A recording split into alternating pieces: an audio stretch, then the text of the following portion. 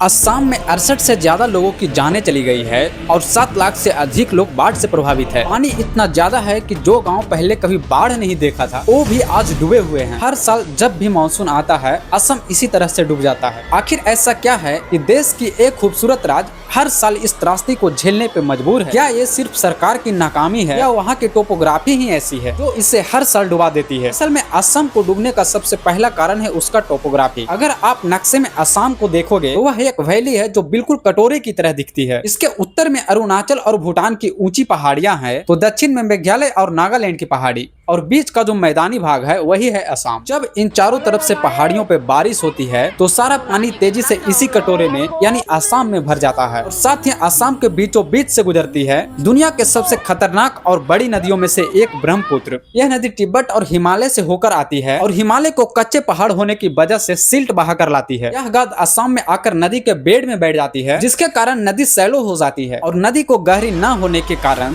थोड़ा सा पानी बहते ही बांध को तोड़कर गाँव में घुस जाती है। दरअसल 1954 में पानी को रोकने के लिए एम्बैंकमेंट बनाया गया था जो एक अस्थायी जुगाड़ था। 70 साल बाद भी यही असम की मुख्य ढाल बची हुई है, जिसमें लगभग 3000 किलोमीटर से ज्यादा तटबंध कमजोर हो चुकी है। इसके अलावा हमने विकास के नाम पर बिना प्लानिंग के ऊंचे ऊंचे हाईवे और सड़कें बना दी है, जिन्होंने पानी के निकास के नेचुरल पाथ को ही बंद कर दिया है। अगर टोपोग्राफी को नहीं बदला जा सकता तो क्या असम के लोग ऐसे ही मरते रहेंगे? हमें सीखना होगा उड़ीसा से, जहाँ हर साल भयावह साइक्लोन आया करती है, जिससे पहले लाखों लोग प्रभावित हुआ करते थे। उन्होंने अपना जुगाड़ को छोड़ा और पक्के कंक्रीट का शेल्टर बनाना शुरू किया, साथ ही अर्ली वार्निंग सिस्टम भी शुरू की। वहाँ आज भी तूफान आती है लेकिन जाने नहीं जाती। असम को भी इसी तरह पुराने बनाए हुए तटबंधों से आगे सोचना होगा, क्योंकि पानी अब वहाँ तक पहुँच जा रही है जहाँ पहले कभी नहीं पहुँचती थी। और तो और वहाँ से जब बाढ़ की पानी उतरेगी तो मीडिया के कैमरे वहाँ से तुरंत हट जाएंगे, लेकिन पीछे छूट जाएगी वो किसान जिनके पशुओं को तो नदी निगल ही गई लेकिन उनके खेतों को भी नहीं छोड़ा, क्योंकि उन खेतों में गाद और रेत की परत बिछ चुकी होती है जहाँ खेती कर पाना इम्पॉसिबल हो जाता है। सरकार को इस राज्य को इग्नोर करने के बजाय सीरियस लेने की जरूरत है।